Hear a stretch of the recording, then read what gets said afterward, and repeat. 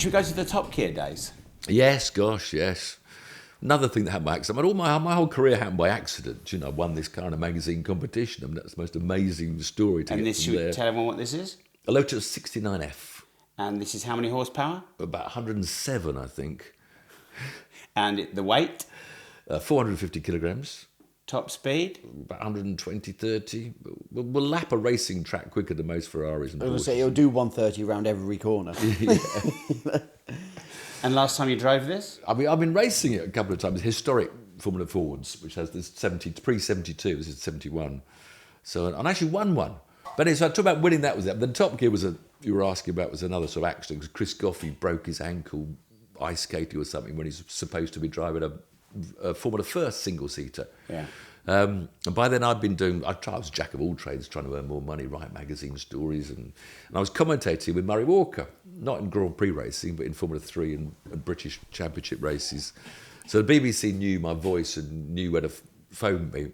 So they phoned me up and said, well, Chris Goffey's broke his ankle, could you drive this car for us for a Top Gear story? So I didn't really want to be on telly, but yeah, all right, I'll do that. Another job, another day rate. So, but before I went to film it, I thought the trouble is when you watch cars on telly, it just looks so easy. You have a Grand Prix going, yes, into the corner and out of the corner. He's doing lap record times. He's chasing after the lead, and he's into the corner, flat me pedal, out of the flat. It looks a doddle. So I thought, right, I'll kick it sideways a bit, the single-seater, to make it look like I'm about to have an accident. Yeah. And of course, I was well within my limits, so I'm quite happy talking and doing my usual hamming it up. And the BBC producer was so amazed that I could drive, apparently about to have an accident at every corner, and talk at the same time. And fun enough, in that very first item, I was only doing the driving for Chris. Chris was standing in the side of the track in Brands Hatch doing the story. They never even showed a shot of me with the helmet on. So literally the whole item was me with the crash helmet on in the car. But I was talking. So in many bizarre ways, I was almost the original Stig in 1987 that was. But then they allowed me to take my helmet off and talk, and I became the first sort of tame racing driver and doing more and more Top Gear stories.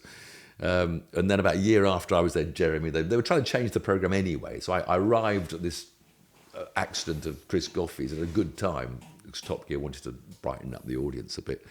And they brought Jeremy in to, with his amazing sense of humour, a great tall, gangling, mop-head idiot.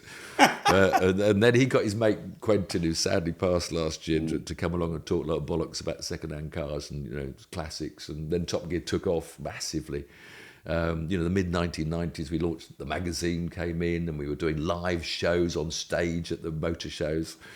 So it was brilliant. I was enjoying this now, being a presenter. And how long were you on there for? 15 years. Do you miss it? So, I miss doing all telly. I miss being a racing driver. This is the whole point.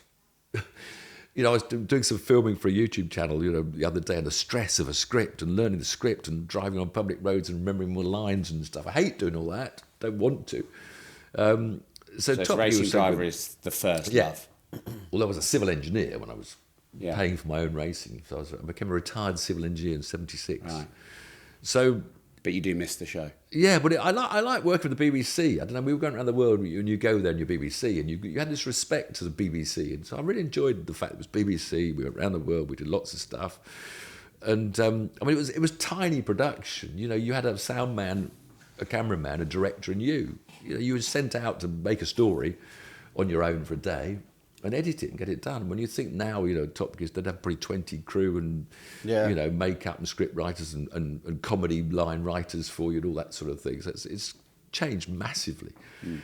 But towards the end of the 1990s, Jeremy decided he wanted to do something else and went to do a chat show, which didn't really work, and dived. And Quentin left to go and sell cars on the internet when it was the EU. There was a different tax stuff anyway. Neither of those projects worked. But of course, Top Gear, the viewing figures then died off. We'd lost our talisman Jeremy and Quentin was gone. And then there was a new controller of BBC Two, Jane Root, the first female controller of a BBC channel. And I think she didn't want cars on telly, basically, on her channel, which is fair enough. She wants ballet or orchestra, So we got the feeling there was no more money, no budget. So we were running on a very, very low budget. They wanted more drama. So we said, we're going to have a helicopter once a year. It'd be brilliant. We've got no budget for a helicopter. Anyway, the figures went down, and so we were taken off air. So that was all a bit of a shock to the system.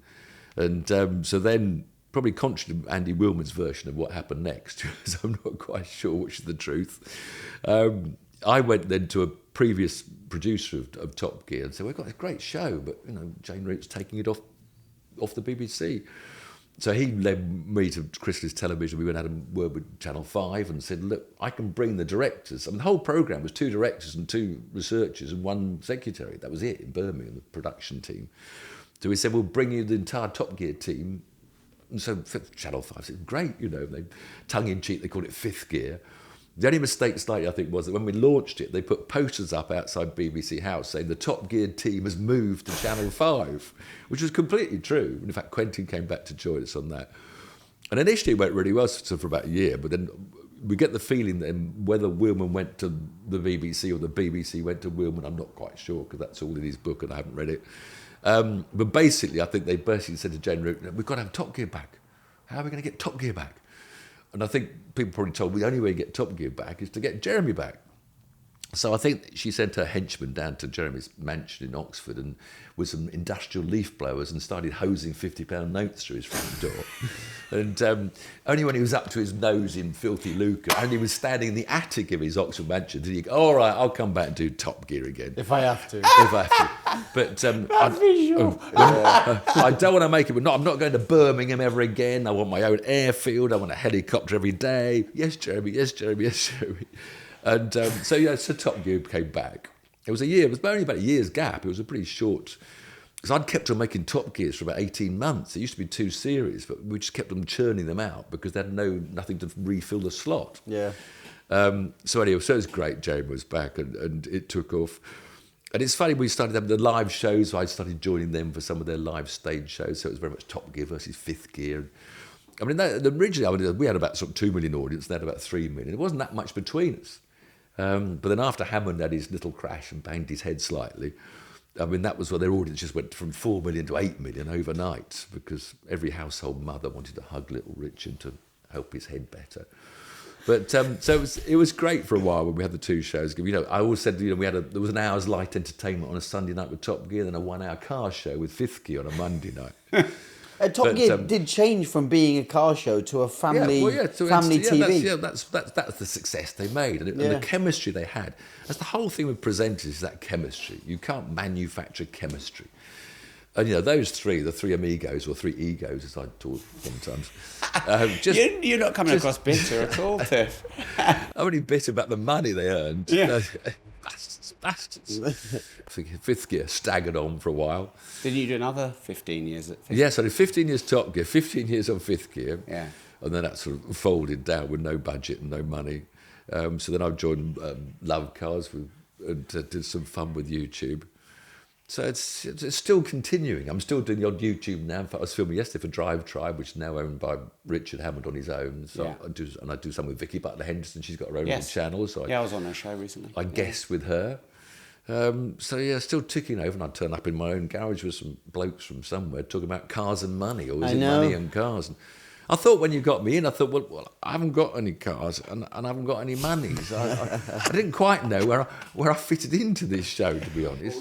Speaking of cars and money, our sponsors Refund Club are here to try and make you some more cash. The FCA recently confirmed about 14 million people were missold UK car finance and around £8.2 billion is owed back to members of the British public, and you could be one of them. Now, you could do this yourself. You can track down every agreement, contact each lender and manage everything yourself. But why not save your time? Because Refund Club are offering a free 60-second check. Simply click the link in the description below or scan the QR code on the screen now and enter your name, date of birth and your address. This will tell you the full breakdown of your records and how much you could be owed. So if you've taken out any car finance between 2007 and 2021, it's well worth running the check. You could be owed thousands of pounds for the sake of literally 60 seconds of your time. Scan the QR code on the screen now or click the link in the description to run the free check. Hey, wait, this conversation has not ended. So click here for more exclusive, wild and crazy car content.